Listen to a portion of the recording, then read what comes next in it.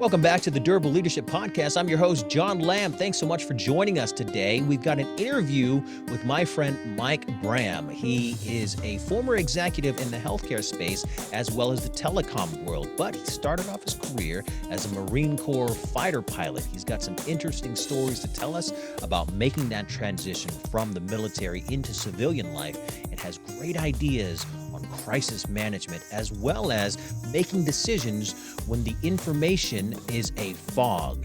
Here's an interview with Mike Braham. Let's get to work. Navigating business politics, mapping your path to power. You're listening to the Durable Leadership Podcast. Here's your host, John Lamb.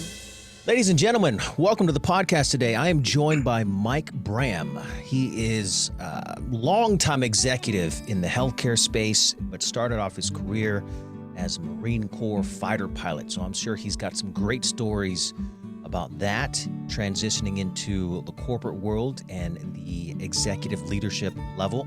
So we're going to have a great time having a conversation with Mike.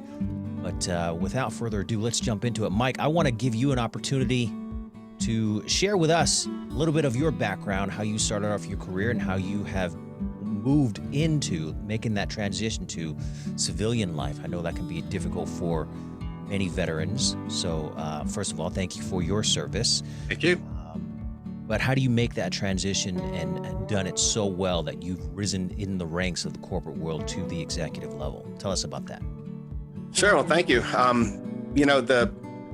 Everyone has their journey, and some journeys are more aggressive, I think, than some, and some go gentle into that good night. Mine did not. I was very much enjoying a strong career in the military, and then regrettably, I had to get out very soon after after the first Gulf War, and so I really only had a very short period of time to where I had an injury that caused me to have to leave, and I had a brand new wife and a brand new baby and a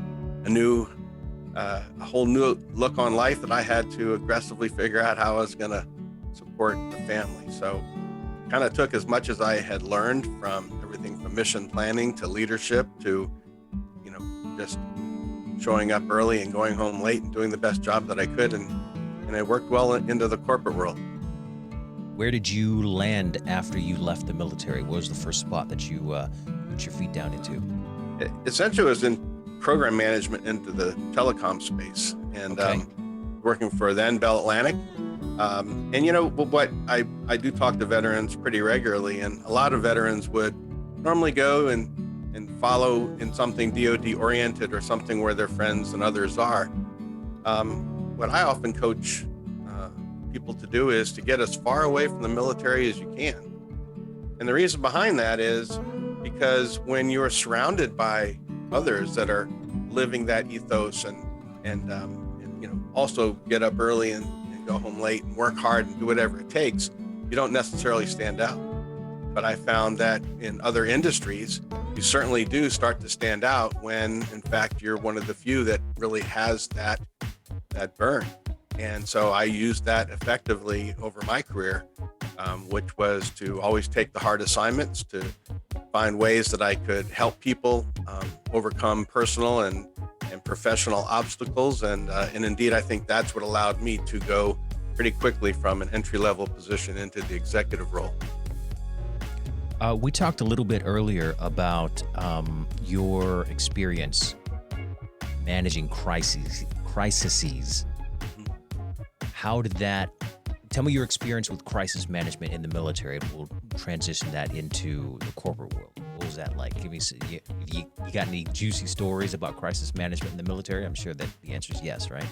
I mean, yes, they're all to different formats. I had experienced some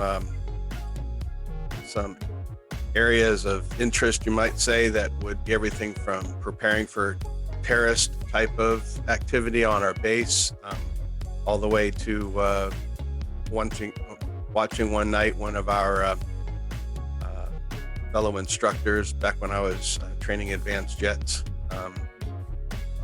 Had to call one of my fellow pilots that came into the area. He had caught on fire, had to call for him to eject in the middle of the night. And, he had a student, I had a student. We're trying to figure out, how to get them safe. And when they ejected, I became on-scene commander and was just, circling and trying to do what I could to rescue, and not to rescue personally, but to coordinate things as much as I could.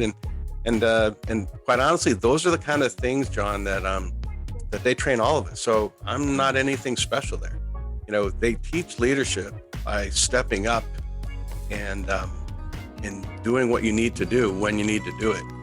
And so what I just found is that willingness to do those kind of things into the corporate world, whether I want to say divine intervention or just how things turned out, but I would say God had me in places that when things went really south, I was able to step in and to provide a sense of calm and trying to manage through those things. And I think, the biggest one was, especially on 9/11, I was running a team that was national in focus, but our offices were right next to the World Trade Center. And in fact, my office itself, because I was working at a company that had had spots for me right in the World Trade Center, my business card still said World Trade Center. And so for that morning, I was not there, thankfully, for many reasons, but I was in Texas. When I was watching these things happen on the TV, I went back into my old mode, and one of the first things that I did was start calling all of the people that worked for me, because they were all in airplanes or somewhere else or in New York City. And I was trying to be sure they're okay. And in the military, some people would have seen this maybe in a movie but not recognized it, but we have to report whether people are all present or accounted for. And that morning, when I was doing those things kind of out of like a natural training, when I reported that into my boss, he was personally going through a lot of trauma because regrettably he was on scene right there. And when I told him, I said, my people are all present or accounted for, he was watching people that were falling out of the building and whatnot.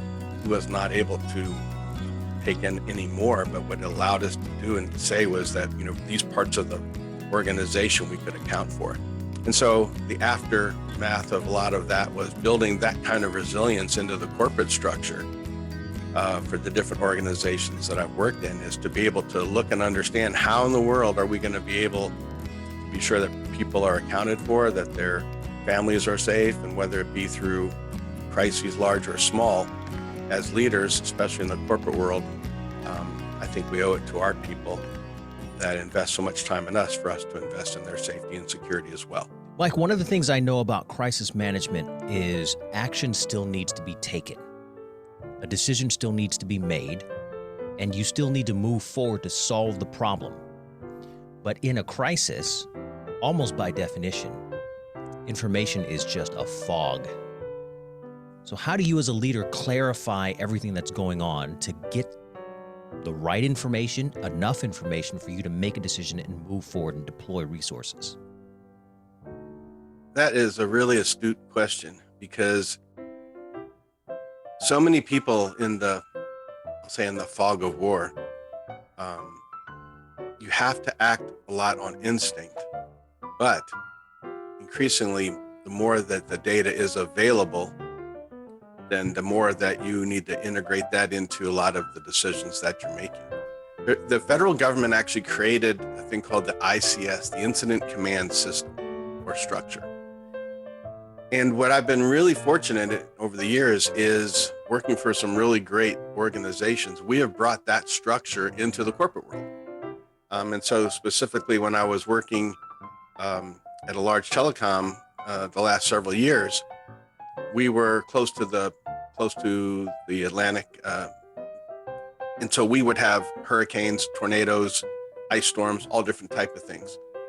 Even had some, I'll say some bad actor things that happened along the way. We got to be an organization that planned and actually tested through tabletop exercises and other things where we truly took time out of your normal day-to-day, and we would set it aside and we would have the whole organization practice, and that you communicated in an effective way. You had a way that you could help both internally to communicate to the employees what was happening, but also sometimes you needed to talk with the media, or you had to talk with the regulators and or police or other kind of things. It goes back to that old thing, is proper planning prevents poor performance. And I really recommend that, especially in the days that we are right now, that real leadership starts with having your organization prepared. And then what's kind of funny, John, oftentimes you'll have a senior executive, could be the CEO, and his just bravado overshadows everybody else. If we haven't worked for one, then we've at least seen it on the movies. Right. Back for a while when I was actually teaching this, if I started to see that happen, I would actually walk up and hand that leader a card. And if he was a jerk, I would say, "I'm sorry, but there's a secondary incident and you're no longer alive." Or if he was the nice guy, I said, "You're on vacation in Fiji, and you're not going to be able to get back for 2 or 3 days." But the whole idea behind that was you really need to see the strength of your team underneath you. Yeah. If you're the one that's overshadowing them, that's the one thing I did take out of the military, was if someone was not able to continue leading, whether they got injured or worse, there was someone there that would step back in and move in. And that's because we practiced as a team. So that is the strength that I think that bring those kind of assets and that kind of understanding, that even in the military, you plan for, let's say, the first 72 hours of a mission, but it becomes so dynamic after that you have to have a method and a process to move on. But everyone knows what you're going to do, the first 72 hours. We really held that into our corporate world, and I have to say, we have had this tested time and again through major hurricanes, tornadoes, and other events. So it works. That kind of reminds me of a friend of mine works in the IT space.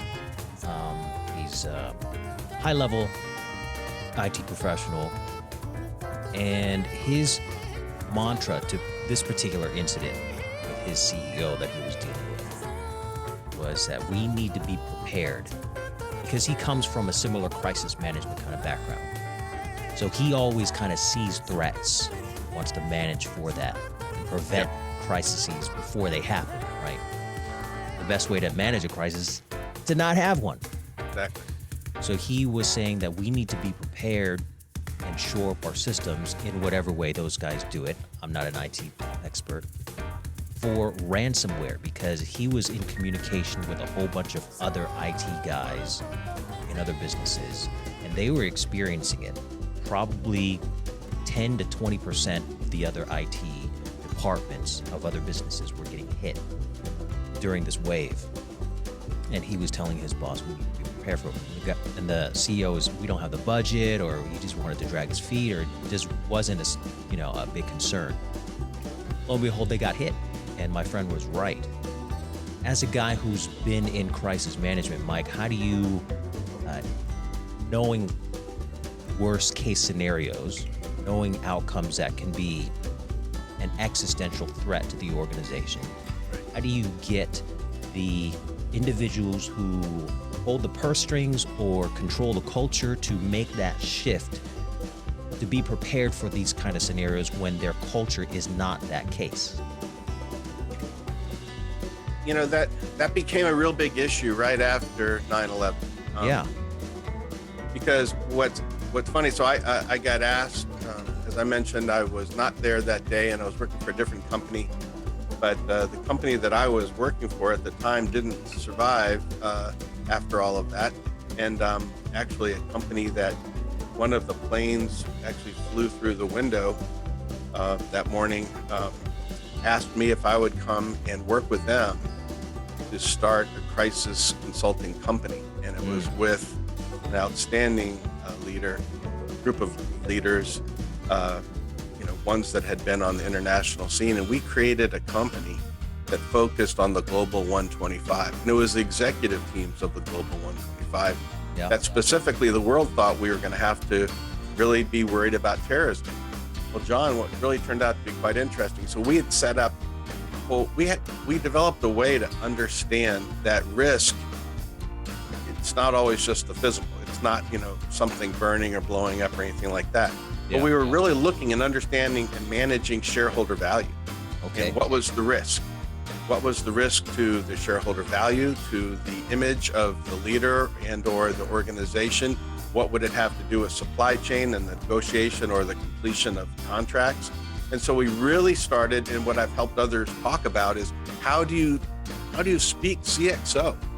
There's so many people that have the ownership of something like disaster preparedness, or in the old days we would call it disaster recovery. Then it became business continuity, and it's probably then a mix of those things now between crisis management, business continuity, emergency response. They're all kind of blended.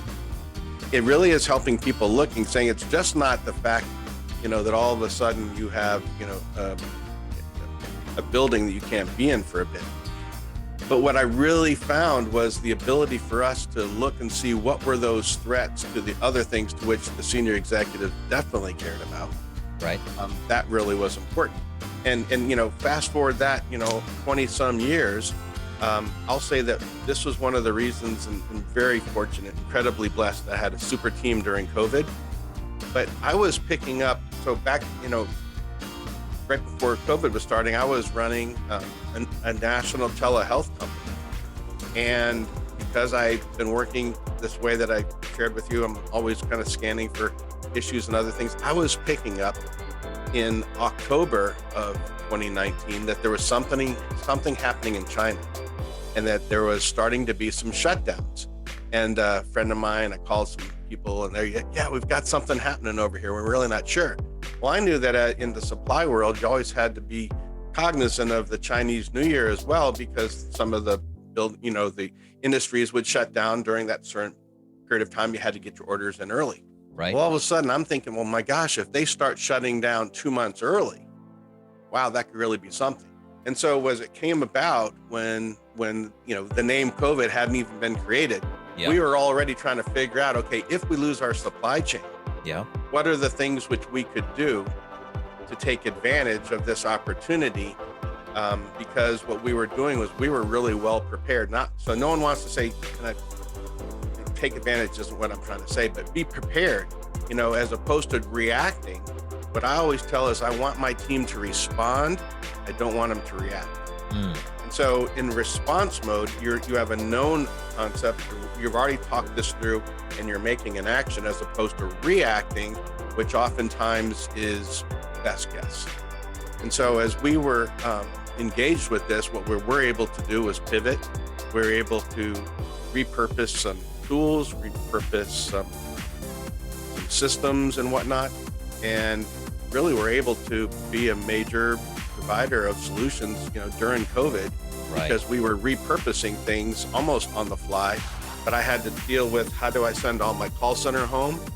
I had to send all my other employees home, but I still had a warehouse that we had to figure out, how do you keep all of these people healthy and still functioning, because we had, these contractual commitments. Right.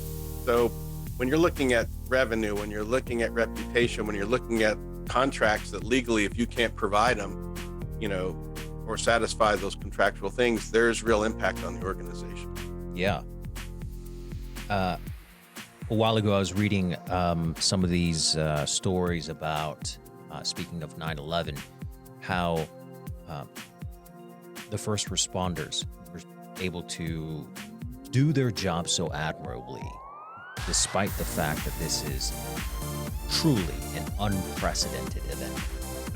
Never before had we been attacked in that way.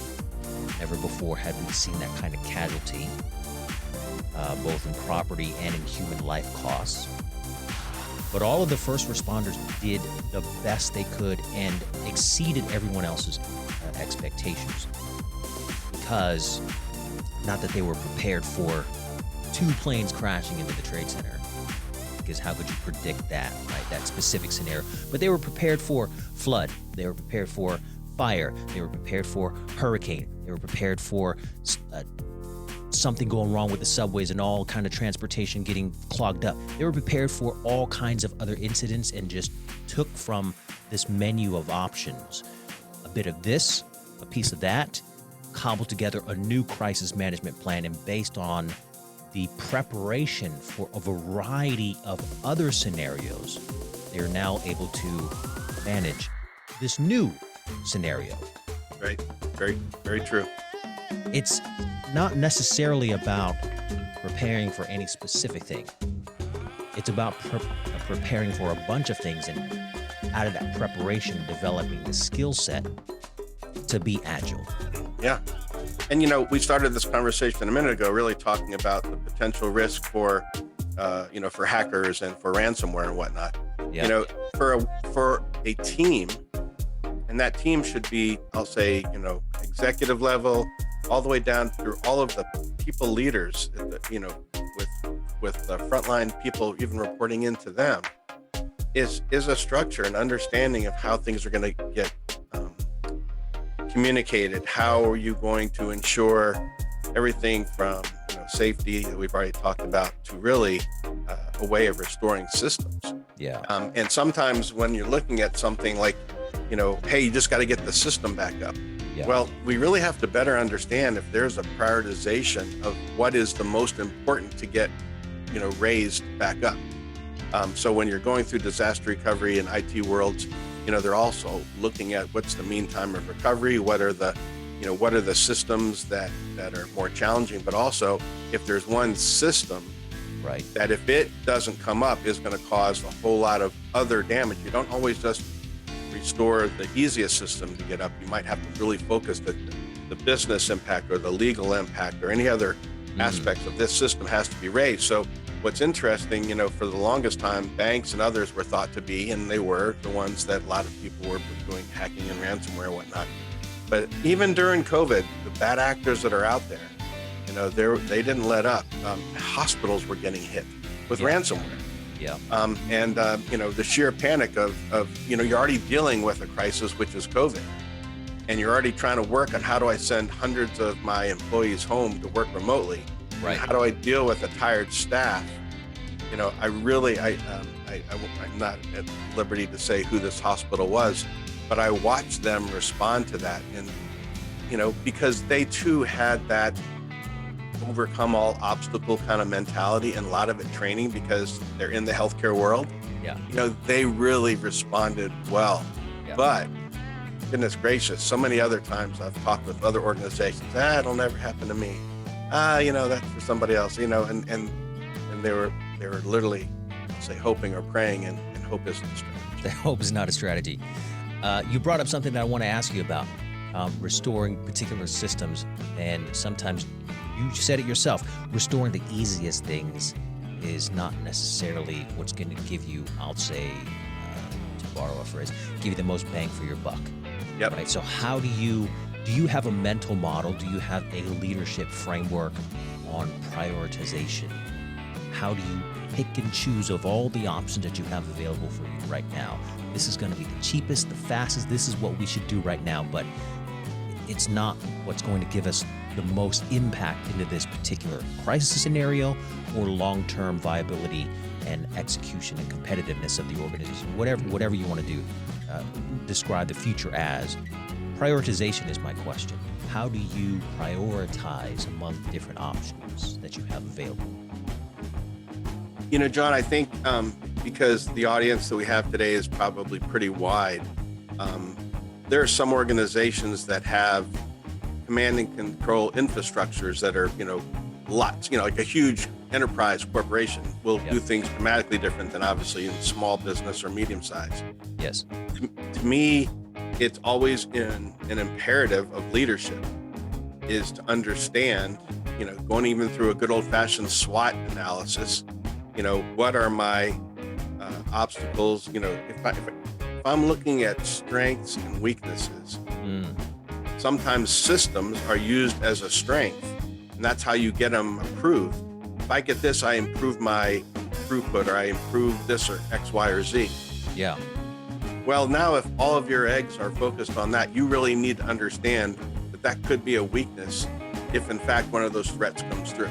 Yeah. So you need to understand what's the cost to the business for any of these systems, and then to be sure that you're adequately training your staff, your IT team, whether or not as a CEO, I can tell my CIO or CTO that, here's what we need to expect and here's what I'm going to inspect because I expect this to happen. Right. That was when we would, run these drills. We would run these tabletop exercises where we would simulate something going down.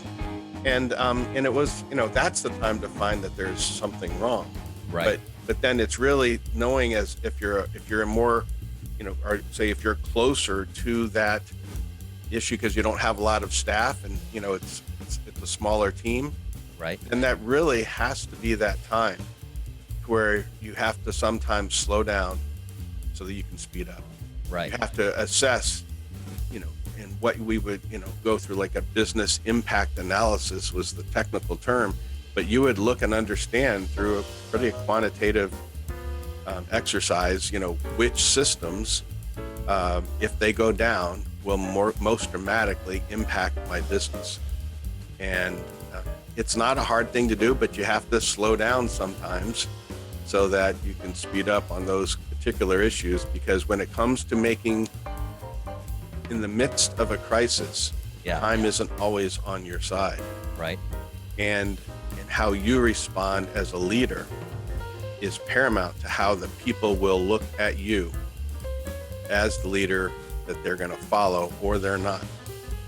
And so the shadow of a leader needs to be one so that you are going to be able to assemble the team that's going to be able to restore your company.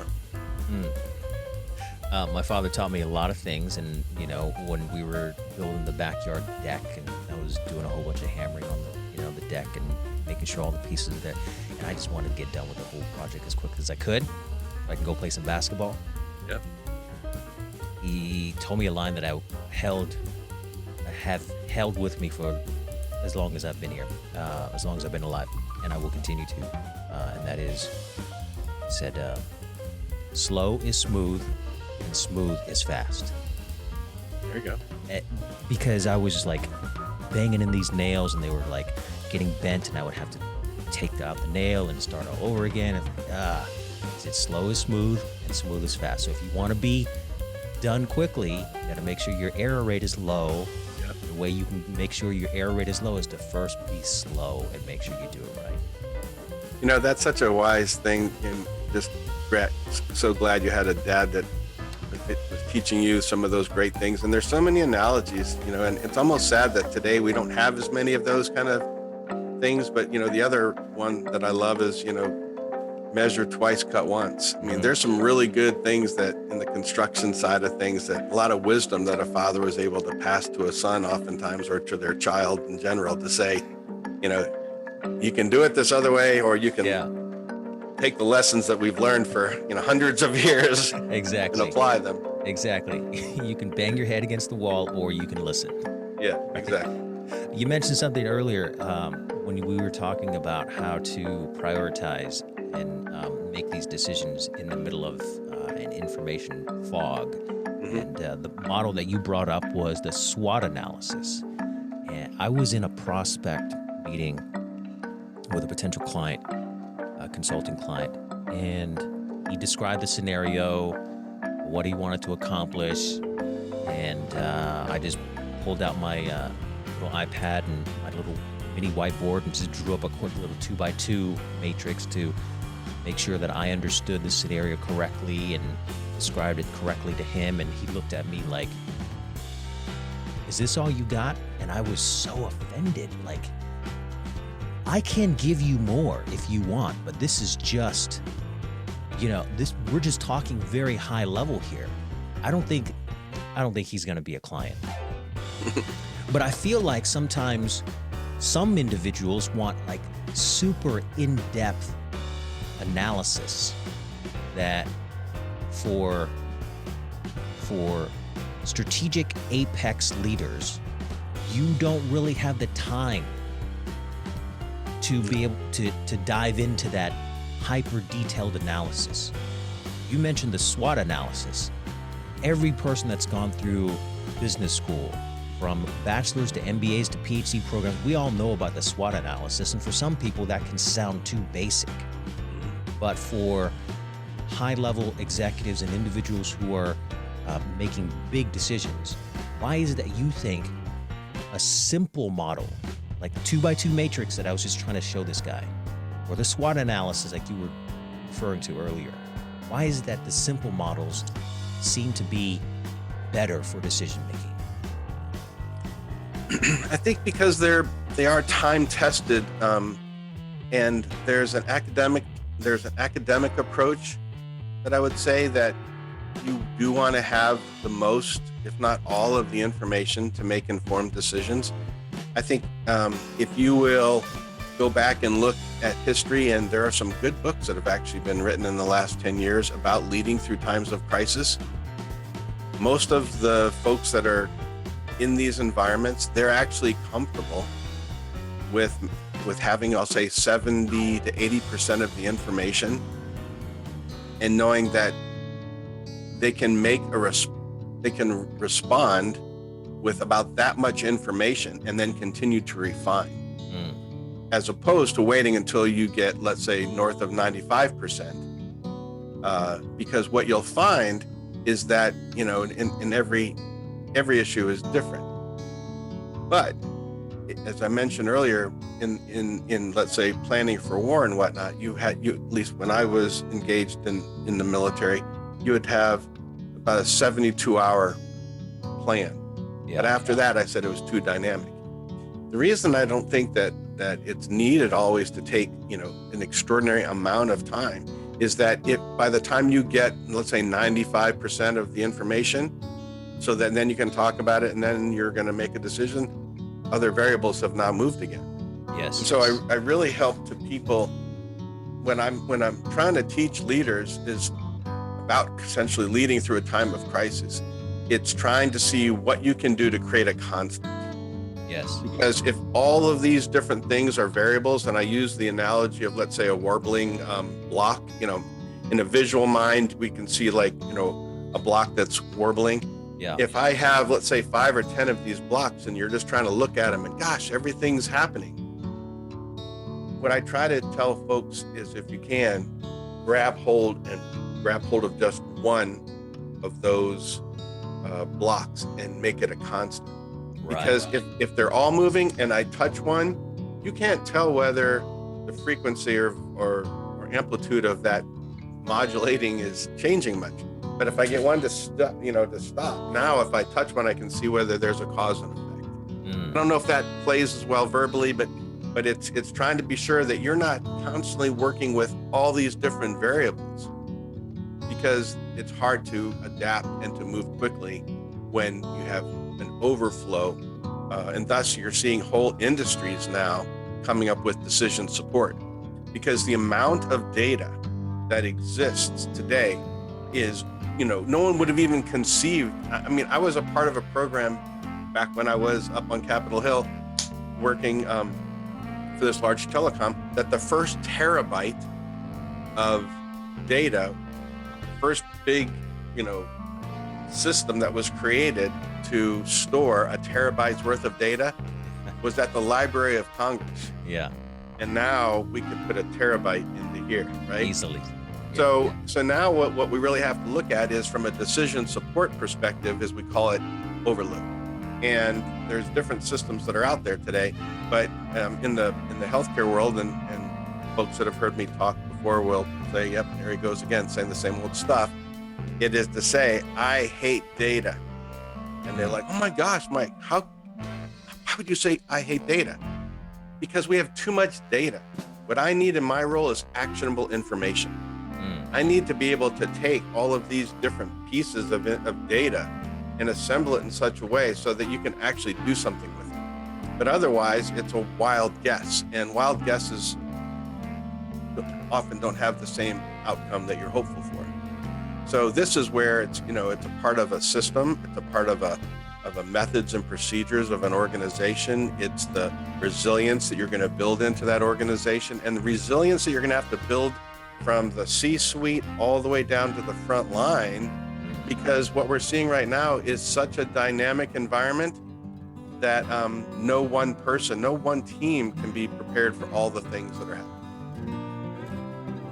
Are you the kind of leader who wants this massive amount of data to be boiled down into a binary go, no-go recommendation? I think it would just depend on how fast that decision has to be made, but mostly I would say no. Okay. I think what you can do, and again, depends on what your resources that you have.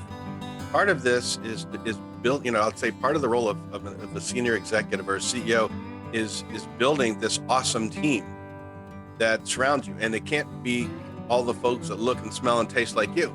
Yeah. It's got to be, I need to know as a leader, what are my weaknesses? What are the things that I'm not good at? And purposely hire for those people that is their jam, and that they can be expert in that, and they can inform. So it's part of this trust that you have to have with your teammates, and that starts with the leader. If they can't trust you, then oftentimes they don't give you what you need at the time. And this is where it's important for every leader to build a reputation and an experience that you are trustworthy and worthy to follow. Because I love this one quote from John Maxwell. He said, if you think you're a leader, go for a walk, essentially, on a trail. If no one's following you, then you're just taking a walk. So, it's and I hamburgered that up. He says it a little bit more eloquently, but you can say, hey, I'm a leader. Yeah. But if you look behind you and there's nobody there, then you're not leading anybody. By definition. And that's where it's scary when you'll see that kind of thing, especially for the people that have thought, I'm just going to wing this and do it by the seat of my pants. Right. Your background in the healthcare space is really fascinating to me, because this is something I've observed academically through papers and journals and things over the years, prior to my professional life. Then once I became a consultant and watching the healthcare space and consulting with some individuals, executives in the healthcare space, I've made this observation as well. Over the years, I would say past 50, 60 years, there's been a transition from healthcare leadership where it was the technical experts, meaning MDs, who were in the operating room. And then a few years later, they became the head of the hospital. But that transition starting 50, 60 years ago to now has become heads of hospitals, insurance companies, heads of healthcare institutions are MBAs. And many still do, but some do not have MDs at all. Have you seen that observation as well, where leadership in the healthcare space are business folks and not necessarily healthcare experts? I think it is. I don't want to say expert. Healthcare practitioners is what I wanted to say. Sure, I understand. Thank you. It's a neat observation, John. In some ways, you're right. Like, there are now the expectation of anyone that's going to be into, let's say, the VP and above level in healthcare. Oftentimes, they're looking for a master's in health science. They're looking for a master's in or higher in dealing with health-oriented curriculum. Not just even a straight MBA, but let's say an MBA with a health cognate. Now, there's some great universities that are out there. You'll still see doctors, and what's really neat is you'll see MDs that are also information specialists. So there's medical leadership in the CIO stacks these days, believe it or not. So it is becoming so that healthcare is definitely a team sport.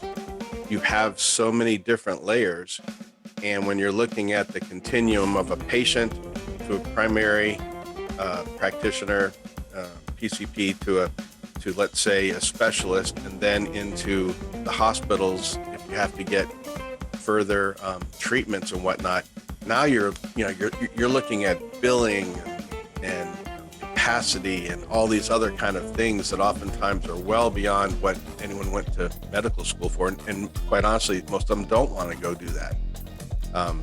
But that's where it's this team of saying, okay, the doctor's MD, very well, his training, is to take care of patients. Right. And there's other experts that can complement that care. So there's a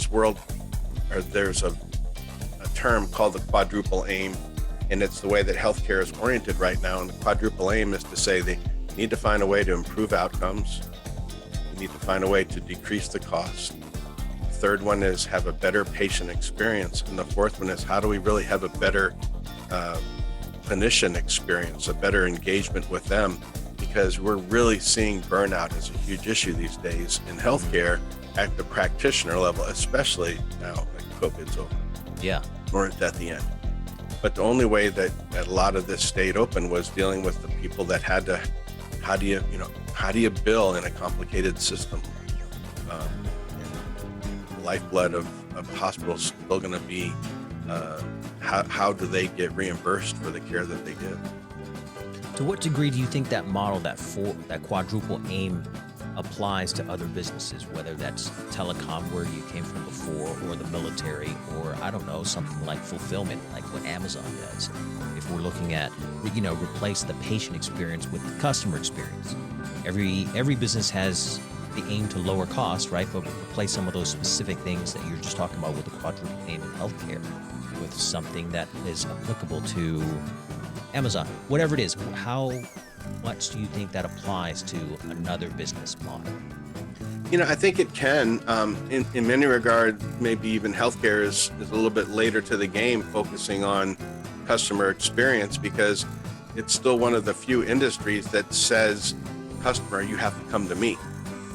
And thus you have to make an appointment, and then you sit in their office, and then you wait, and then you get seen, and then you go back home.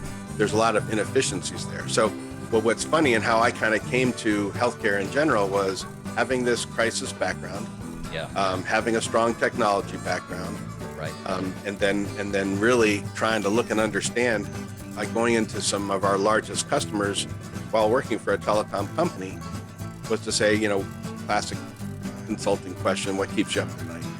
And the whole thing was that a lot of doctors getting ready for the silver tsunami, as it was being called, where all of the boomers were turning 65, and all of a sudden you're being overwhelmed with the number of patients, but there weren't very many geriatric specialists in America.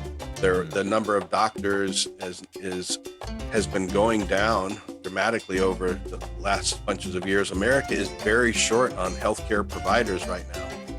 And so what I did was, that's how I really got involved with essentially telehealth. Was what I was trying to look and see was, what could I do to take this understanding of doing something different, taking an environment that could leverage technology, could maximize availability of doctors, clinicians in general, and help people that oftentimes, if they couldn't be seen, obviously can't do an operation, I'll say remotely quite that way yet in general practices, the pre-op and the post-op, most of that can happen at home. Sure. And many of us have experienced that over the last couple of years for sure. There's a much better cost equation if we could make America such that we prevent more illnesses than we do to react to them. And just dealing with the symptoms. So healthcare right now is being very dynamic. And what we did during COVID was we blew up almost every known negative stereotype of why telehealth wouldn't work. And, even this platform that you and I are on right now was a game changer for so many in the healthcare world. Yeah. And I think that's what we're going to see is healthcare by its nature is now going to start to accelerate learning from, believe it or not, things like the hospital industry. Very similar with beds and technology and things that maybe some of those things go. Have to look at customer service, customer care, because people do have options. They can go other way. They're starting to, in healthcare, you're starting to talk about leakage, so that, if you're not in this vertical aligned, healthcare organization, and you're not taking your dollars somewhere else, that has real impact. So I think specifically with healthcare right now, and one of the things that I want to focus more on is the very dynamic nature of an industry that is changing before our eyes. Right. And it's been tested to the max over the last couple of years. And I would say I couldn't be prouder of the people that I've been in contact with during that time. Me, as a patient, I've had 4 major spine surgeries during COVID. I was out in San Francisco. I live in Virginia. I was supposed to have a meeting with some Silicon Valley guys, and I hurt my back big time. And literally that was on the 28th of February, because how I remember that was the day after they essentially closed down San Francisco. Yeah. And they put me on an airplane, they drugged me up, put me on an airplane and sent me home. But I could not see a doctor for weeks, if not months. And I mean, my pain was at a level 10 and 11. Wow. I was really messed up.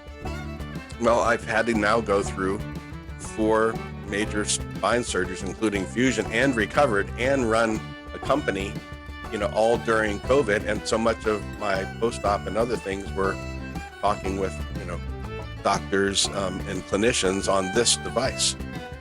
So we've looked at, these kind of things as how are patients changing, how are caregivers, family members that love patients engaging, what's the different ways of looking at the clinicians and how there's a term that says they want to operate and need to operate at the top of their license. So you don't need a trauma surgeon talking, to a 4-year-old that has an earache. That's probably not the right way, but though a lot of people would bring their 4-year-old into the emergency room, to be seen, where now it would be so much better if that could be handled at home. Right. And devices are available, to look inside your ear from home, believe it or not. So there's all these different things that I think we can look in and be engaged in the transition of an amazing industry. Some of those things play off of each other very well, such as the patient experience. The patient experience is improved by the patient, a father who has a kid with an earache, doesn't need to spend hours and hours and hours in the ER or even urgent care just to go, have somebody say, oh, it is an ear infection. Here's the typical treatment that we recommend. Right? So that could be done via telehealth. Yep. So some of these ideas complement each other. Lowering the cost of the hospital, in that case, did improve the patient experience. Yep. But especially that 4th leg of the table there, lowering costs. It stands in bright neon lights as a contradiction, a potential obstacle for your other 3 pillars of improved clinician experience, better outcomes overall, and improved patient experience. Yep. Lowering cost can oftentimes be in opposition to those other 3. How do you balance issues, decisions, resources when issues are at odds or in opposition to one another like that? Yeah, and that's where I think prioritizing, what is most important so that you can establish a criteria. You need to best understand, and this, truly, it oftentimes is sending some of that decision as close to the patient or close to the customer as possible. It doesn't need to be up in the executive suite to make some of those. You could set policy that says, I need you to solve this, because you literally might have someone on the phone, or you're talking with someone, and you can set up parameters to be sure that the experience is outstanding. Right. And then only escalate it if it's turning out not to be or something. Right. So that command and control, and this comes back to the world of the word of trust in a leadership environment. It is to build that resilience, build that trust, build that confidence, and then to back somebody up. As opposed to hanging them out to dry. They made the decision that you had ordained, but yet when, it got escalated up, and you need to have that person's back, in my opinion. And so, there's so many examples of good leadership, but regrettably, there's a lot of examples of bad. And what I was told early on as a Marine officer was, there'll be people that you serve under that you'll learn from, good and bad. And that when you ever get into that position of authority, emulate those things to which you found were good and swear that you will never do those things that you found bad. And thus, I think that's one of the learnings that we can have as an organization is don't underestimate how important leadership is. And I think especially now when we have 5 different eras essentially all working, from the boomers down to whatever's after the millennials. I think it's Z now. I can't keep up either. I can't. I mean, these are different. Sometimes they're very different understandings of what is leadership or what's acceptable and other kind of things. So one of the things that I'm trying to figure out now is as the boomers continue to step off of the field and go into retirement, are the generations behind us well prepared? It's a lot of it is our responsibility. And then the other one is to be able to accelerate some of the learning experiences, because you can't just learn some of this stuff in a book, as we talked about early on. Wisdom is acquired oftentimes because of these experiences that you've gained. Right. And academic isn't always the only methodology that you can stand on. No, far from it. A mentor of mine says to his potential clients, he's a leadership development coach.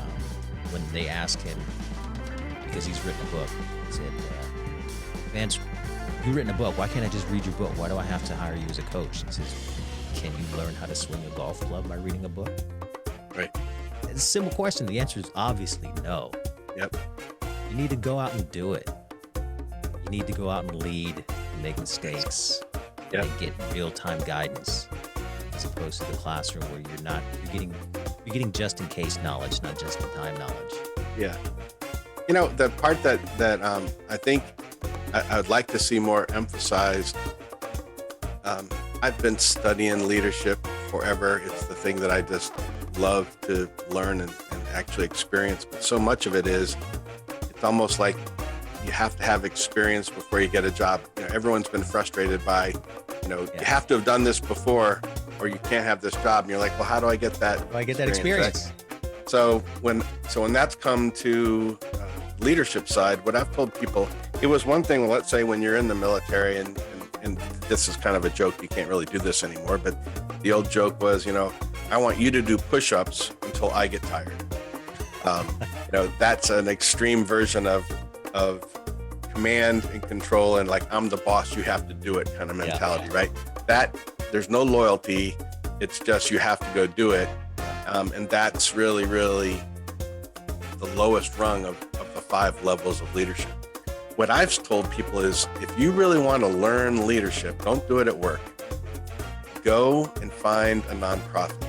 Go find a local church, synagogue, community, anywhere where they're not getting paid, and you still have to get your mission done.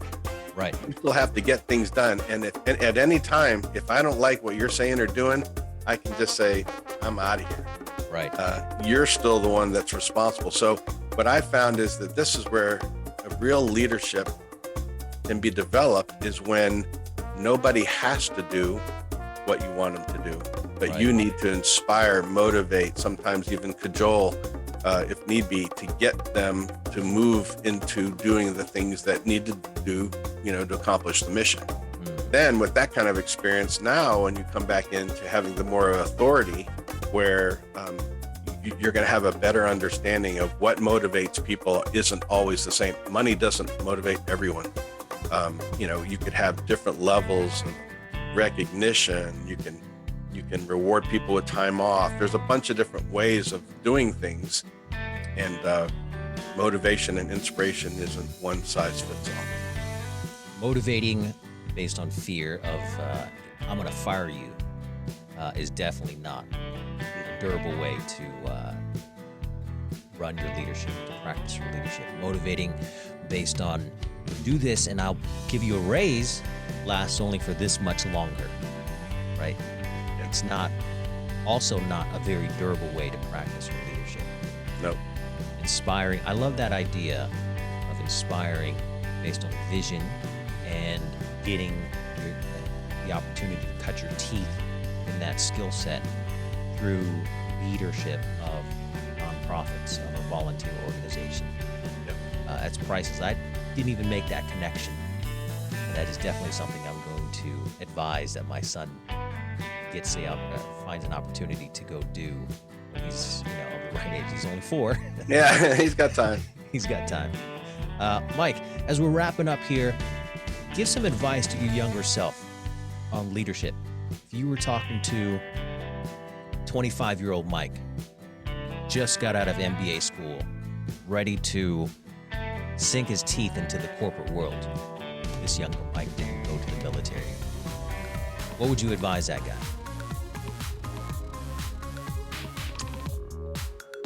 I love the question, and I think that there's often times that people are running ahead to get ahead, you might say. And what I've learned, and I have been one of those persons that's really wanted to push to get into higher levels of leadership. And I think it comes at the expense often of family. It comes at the expense of extra stress into your personal world, which can have some negative effects both at work and at home in your family life. I think that a certain level of academic knowledge is absolutely required. But the thing that I maybe even made this joke when I first met you, John, is, I don't have a PhD from an accredited university, but I have one from the School of Hard Knocks. Yep. And I have battle scars, not true battle scars, but I mean, so some of the things we talked about here today, lessons learned that you really need to savor and think about. And there's good and bad out of every one of these circumstances. So it is to be reflective. And then I think the part that I would also share is that be a mentor. And one person told me previously, something I try to follow, if you're ever being mentored by someone, it's mandated that you turn around and mentor someone below you, like immediately. So that, you can't always just be the receiver, because now you need to share this wisdom and knowledge. And it's only through oftentimes the personal relationship with someone that you're going to invest in that will make the difference for those people behind you. And so the people that have just said, hey, I'm just going to acquire this knowledge and it's all mine and I'm going to hold it tight, those are not the people that are going to earn the trust. It's going to be, what can I do to help you? What can I do, to share what I have and be confident that they may pass you someday in their career. And that has to be okay. That has to be okay. And that to me is a seasoning of a confident leader, as opposed to the unconfident, if that's the right word, unconfident, the poor leader, let me say it that way. A good leader will share and will applaud when his student, essentially someone he's invested in, passes them. The poor leader will try to push that person down so that they don't look better than you. Noble words, Mike. But can I just add to that one little bit? Because this is pedagogically, demonstrably true. What you were just saying, for our audience, if you don't do that out of selflessness, if that doesn't appeal to you, I mean, good luck to your career. But Right. Even if you want to take that on as a piece of selfish advice, remember this, that you learn best when you teach. There was a guy in my MBA program. This guy never studied and always got A's. And I'd ask him, how did he do it? And he said, I don't study. I have study groups. Yeah. And in those study groups, he would go over the lecture and teach the accounting and economics and everything else to the rest of us. And during that time when he was teaching us, he was asking questions for himself so that he would have the opportunity to learn. Yep. So for everyone else, when you get mentored, even if you're just selfish and want to teach somebody else, that's an opportunity for you to take on that information more deeply for yourself when you mentor someone else. Even if it's just out of selfish reasons, but someone else will benefit from it. Mike, it's been a fantastic conversation. I know this won't be our last. I know we're in a different circle, how we know each other, so I'm sure there will be many more opportunities for us to reconnect and have further conversations about leadership, about life, about business coaching, about all of that. Always enjoy having a conversation with you. Really appreciate it, and looking forward to having you back on soon. Thank you. It's a blessing, and all the best to you and your family. Have a great day.